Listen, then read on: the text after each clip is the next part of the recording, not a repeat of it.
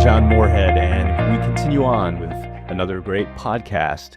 Larry and Carol Nicholson, our guests, and I've heard so many wonderful things about how you met. I think we just need to start right then and there as we carry on our podcasting tradition, celebrating and recognizing the members and their stories. And this one is a glorious one. So thank you. Let's get to that point, how you met. Okay. It started in 1989, and there are so many things that fate dictated throughout this story. It's amazing. I guess it's what makes the story. Well, it all started out, I got a promotion with my company. I worked for a company called Diebold. It worked with banks and financial companies. So I sold equipment for them, things like vault doors, ATMs, alarms, cameras, drive-up equipment, all the things that banks use.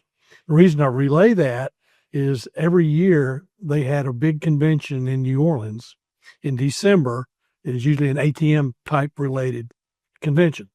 And the company I worked for was one of the leaders in this type of equipment. And so I was promoted to handling some of the large accounts in this region. And so I was to go and help demonstrate equipment and meet with my customers and get to know them better and show them the latest equipment the company had. So I'm down in New Orleans working for this company, and the first day I'm out on the floor demoing equipment like you usually do in that big convention center down in New Orleans. And this actually happened. I know it sounds funny to hear somebody else say it, but I'm sitting there on the floor working, and Carol walks in the room, across the room in a convention center. So we're 50, 60 yards away, and far enough away that I know who she was, close enough I could recognize and see who she is. And I thought to myself at the time, this is somebody I'd really like to meet, get to know. I didn't say at the time or think, boy, that's a woman I'm going to marry. I mean, that would be too good a story and unbelievable. But I did see her and think, boy, I'd really like to meet her. But in the middle of work, I went on, didn't think any more about it. Well, after we finished that day, a buddy of mine went out to dinner, and we went to one of my favorite restaurants in the world, Cape Paul's. And we were there, had a drink or so, and then we went to Pat O'Brien's, into the piano bar. And anybody that's been in Pat O'Brien's know it's always packed. It's always full. It's a good time.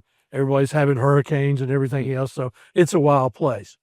And the table we're sitting at is about the size of this table in front of me. And there's two other people here we don't know. If there's an empty spot, people fill it up. So they'd had enough, and they got up and left. And just about 2 minutes later, and that's one of the first things, how often do you find an empty table in Pat O'Brien's? And so in a few minutes, my boss came over, and he said, there's somebody I'd like you to meet. And guess who he brought with him?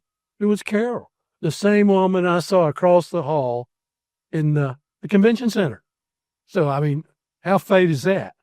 And so we have a good time, and we're talking. I remember one of the cool phrases that I said at the time was, she was telling me she's in Memphis, and my comment was, well, tell me, what's there to do in Memphis? I've never been to Memphis. That's going to be important later in the story. And so we went on, and we had a couple of drinks, and we split up. We're staying in the same hotel, and we made plans to have drinks at the bar the next day to get to know each other. And I think it was like 5 o'clock or something. Well, I had a 4 o'clock meeting with my largest customer, but we didn't think it would take very long. Sure enough, it's a 2-hour meeting. And so I'm an hour late for the meeting and stood her up. First chance I get to date her and really get to know her, and I'm standing her up. So not a good start. So we get through the meeting, and I called her and I said, look, I'm really sorry, but I'm meeting with my biggest customer, and I'm here for work, and that's got to come first. And so she said, okay, I understand. And I said, if you still like, I'm in the bar, and if you want to come down and give me a second chance, I'd really love that. She did, thankfully. Smart move. And so we had maybe a day left more in the convention before we headed back to her. I'm going back to Raleigh, and she's going back to Memphis, where she's from. And so we're sharing a cab to the airport. And remember the comment about what's there to do in Memphis? I said, well, tell me some more about Memphis. And she said, well, it's a good place and everything. I said, well, what if I change my flight and go to Memphis for a day? She said, thankfully, yep, that would be fine. And so I did change the flight at the airport. You know, I'm single, free. That's kind of the way I roll. And so we went, had a good time. The next day, I've got to be back in Raleigh. So I get up to go to the airport in Memphis. It snowed. The airport was closed. It has not been closed since. So, I mean, this is like the third or fourth thing it's happened to Fate. And so I stayed the next day and flew out the next day to go back to Raleigh. Well, since that time, I think we've missed one weekend. We've been together every weekend since. But I was traveling with my job. I traveled all over the country, all these offices at the banks. And what I would do was I would arrange my travel schedule so the weekends would be in Memphis. And then I would get up early Monday or late Sunday and fly to Dallas or San Francisco or Jacksonville or wherever.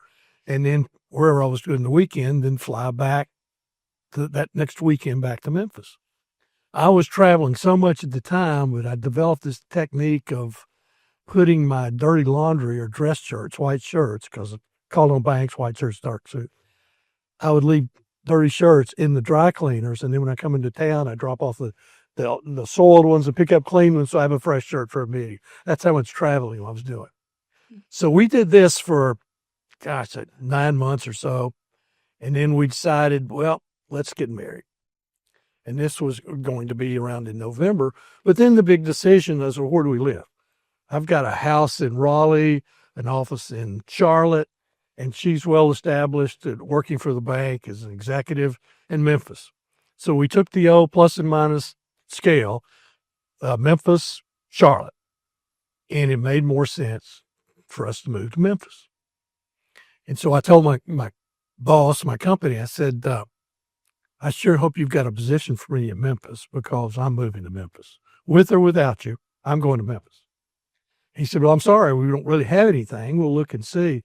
So I started going to Memphis, interviewing and looking around, and we decided to get married November the 9th in Phoenix. These in Phoenix, warm weather. You don't need a lot of prep work to get there. We decided we'd just make all of our friends angry, so we're not doing it in Memphis or in Charlotte or Atlanta or anywhere else. So we go to Phoenix. We have lunch. We're going to get married, Justice of Peace, about 3 o'clock in the afternoon. So at 2 o'clock, we're getting ready to walk out. I get a phone call, and it's my boss. And he says, we found a place for you in Memphis. I mean, this is all coming together, just unbelievable.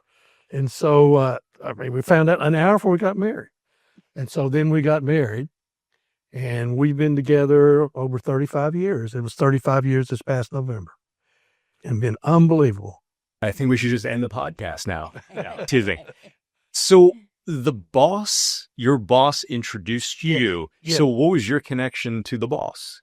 Well, I was a customer of his company, and I knew his boss through that. And I was at Pat O'Brien's with another salesman from the same company. So I knew a lot of his coworkers, but this one wanted me to meet Larry. Coincidentally. I mean, the stars aligned so many times. So many times. So how many times do you think you've shared this encounter, this story? I think in this building alone, I've probably told it 15, 20 times. But I love telling the story. I love hearing it. More importantly, that's great. Wow. Okay, so you're from Asheville. Yes. Originally in Memphis. So now we know how your lives converge. So let's dig deeper to the pre-life together. So we'll start in Asheville. What memories do you have, and what was that like? Well, Asheville was a great city to grow up. It was safe. It was not very big, but big enough. My dad was a postman. My mom worked, and she was a bookkeeper. And I'm the oldest of 4 kids, so there were 6 of us. So we had a good life there. I went to Carolina, and unfortunately, the time I was going was right in the middle of the Vietnam War. And so I decided it'd be a smart thing to get an ROTC instead of waiting to get my draft number. Good thing my lottery number was 18. So I got to go in to the service as a pilot in the Air Force instead of being in a foxhole somewhere in Vietnam. Smart. So I did get to Vietnam, but fortunately I was 20,000 feet over Vietnam, 25,000 up, refueling some of the fighters and everything that was over there. So, and then I left there, came back, got in sales, had several jobs in that. And my sales led me to Carroll. Memphis days. Memphis days. Well, Memphis was not as safe a place to live as Asheville, but it was a good time growing up. Have a huge family. My mother had 9 siblings, and each of those siblings had a lot of children. So I had a lot of cousins. And in fact, I can't go anywhere in Memphis, even to this day, without running into someone I'm related to. Therefore, I couldn't do anything that I was not supposed to do because it would get back to the family. Any relation to Elvis? No, but I do have stories. Oh. I'll share another time.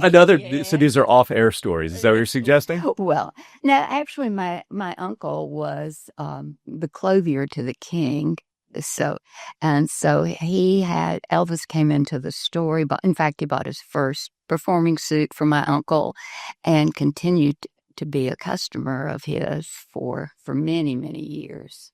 You had a shop in the Peabody Hotel. Yeah. The clothing store in the Peabody Hotel was her uncle. And it's still there. Yeah. My cousin's I'm running that. And it's still there. Yeah. That- I'm sure you walked into it. Well, I was probably staring at the ducks down the lobby, and I got distracted. Yeah. But that's incredible. We were talking about that before, that the hotel has that history all the way back from 1869. Yeah. Even though your dog's name has nothing to do with it. We established. That's our dog is Peabody, but he was Peabody. He's named after Peabody and Mr. Sherman. In the Bullwinkle, the old cartoon show, that's where the name came from. So you've got a couple of kids. Yes. Well, I have 2 sons. They're both successful. They're good dads. And ages the grandkids run from 17 to 3. And so that's a wide range. And we love being with them. They love coming here. The only complaint they have about this place is there's not enough places in our apartment for them to go hide and seek. But the pool makes up for the difference. So That's what the terrace is for. Yep. They do that. They love bocce ball. We play that out there. That they love it here, and that's and we see them a lot, and they're nearby. So Yeah, they make us smile. So what else makes you smile? Well, our dog Peabody, he's a sheepadoodle.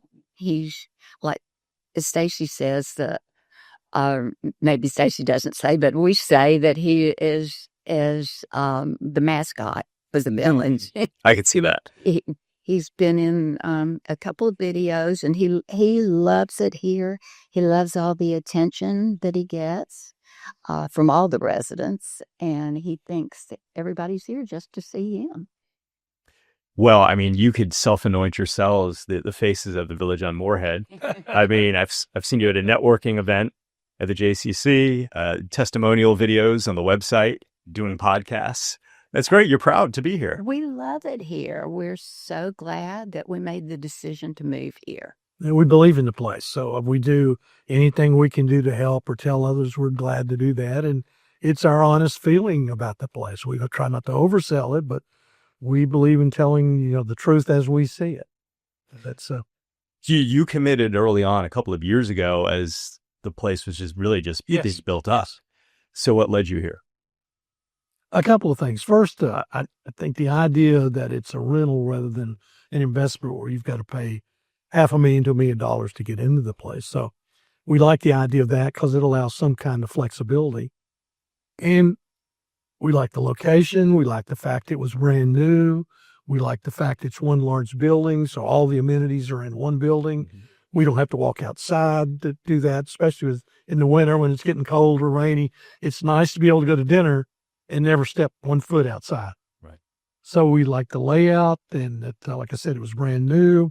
Since we were early on, we got the apartment floor plan that we wanted. So it all just, again, faith, we used that the whole story here today. It all just came together for us. We originally planned to say 3 to 5 years, which I think is what everybody says when they first start going on this adventure. But once we got it, everything just moved into place. And so it was from the time we started looking, it was about a year and a half. So what was high on your checklist? I mean, what do you like to do together? What hobbies and interests that could match what they have here, for example? Well, one of the big things, dogs. We've always had dogs together, even to the point that we had therapy dogs for a while. And Carol's done a lot of work with children with our dogs. And this place had great setup for handling pets, where it was secure, or he could go down at night, taking anybody outside to do his business. It's in a secure area. We're up here on 4 floors up, and I'm not in the dark in the rain out on my busy highway at night when nobody knows what's going to happen. So I felt good about that. That was a big, big plus to us. We like the people. We like the people that run the place, and we like other members that moved in here. So it's people, it's circumstances, it's a lot of things. And they clean up over there. There's exculpatory evidence with a little irrigation system. Yes, that I've they seen. do. But yeah, That's it's right. perfect for the dogs. And so you've obviously met loads of people here that you connect with. Yeah. We've made so many really good friends, people that we could pick up the phone or text and say, we need something, and they would be right there. And it's just a really nice feeling to go into the dining room or the gym and know the people that are there. Do you guys like to travel? We do. I'm not able to travel for a while right now. I'm currently on dialysis, so I'm kind of tied to that machine 4 times a week. So, I can get a weekend off, but other than that, we're not. But we did used to travel a lot. Quite a bit of traveling before that. So where do you find the strength to get through that? Well, she helps me a lot, and that's Wanting to live. well, that's right. It's not like it's an option. I need to do that, and it's not too bad. And here it's got a great environment for that, and they take good care of us. And it's that was part of the reason to move again, was the amenities and things that they had to support us. And we do dialysis in our apartment. And so that includes a lot of supplies. And it's so great that the valet brings boxes and boxes. We may get 200, 300, 400 pounds of boxes in a month. And we have help from the valets and bringing those upstairs and in our closet. Convenient and necessary. Very convenient. So what's on your list of things that you want to get back to doing when you can? Well, we'd like to travel again. And That's excuse me for interrupting. No, that's a big thing. Anywhere in particular? We're talking Italy, Spain, France, everywhere. Yeah, it's in today's world, a lot of it's got to do with what's going on in the world. In places where we used to go, we can't go anymore. I'm sure it'll change again in the future. So that's got something to do. What's the world situation in some of these areas? Mm-hmm. But we certainly like Europe a lot. We've been to Southeast Asia, been all over the United States, and we like cruising and tours. We like both the land tours. Any New Year's plans? Lay low, stay off the street. There will probably be some bubbly involved. And, things. A lot of parties around here, so we'll be doing that. Well, we'll be busy. I've asked a couple of other members that we've spoken to today in the podcast about resolutions, so it's apropos. I do the same here. Do you have any? Will you have any? Well, I have the same one every year. I always try to be a better person. That's my big resolution. So is there anything specific that you could lean on? I always try to be more understanding. This is what I try to do. When I look at other people, try not to judge, just try to be more understanding, be a better person. It's hard not to judge. Yes, it is. Because we all have a built-in wiring. That's the norm for us. Yeah. Or if we judge, keep it to ourselves. Better yet, more realistically. Anything different on your end? No, I mean, how can you beat what he said? Yeah, like that. So what other messages would you like to share if you had family and friends listening to this? Well, the first thing I would say is that we really love being here. And I do that. I would want my friends and family to know that, understand that we're very happy here. We like that. We like having visitors come to see our place and have dinner with us or whatever. We like doing that. And that we've got a very good life here. And we're we like that. We were talking about traveling just a minute ago, and I often tell people that living at the Village on Moorhead is like living on a cruise ship because you have your room, you have your room that provide all our meals, all our activities, and we don't have to do anything. And your line is we're living on a cruise ship, but With bigger closets. Right. Yeah, I mean, I equated this to walking to a 5-star hotel when I Yes. first came in. Yeah. Similar, and the food is amazing, and the amenities. And I understand that you have decorated beautifully that hopefully I can see later on. Absolutely. oh, we'd love to show you. We'd love to show off our apartment. So are you winning awards for best decorated apartment, or should we create no, some we kind of don't a go- we don't competition? go there. No, No, we're not- we don't I mean, go there. We're not competitive about that. Yeah, it's just what we like. Other people may have different tastes, and And we like sharing it. I mean, Yeah. people are always welcome. That's it. we enjoy entertaining. And even in our apartment, there's room to entertain, so we enjoy that, and we do that quite a bit. Well, I look forward to checking it out here in a few minutes. But I appreciate you coming by and sharing your stories. And again, I've heard so much about how you met, and it definitely lived up to the hype. Thankful for the opportunity. That was We wonderful. love sharing it. Good. Well, thanks again for joining us, Thank you. Larry and Carol.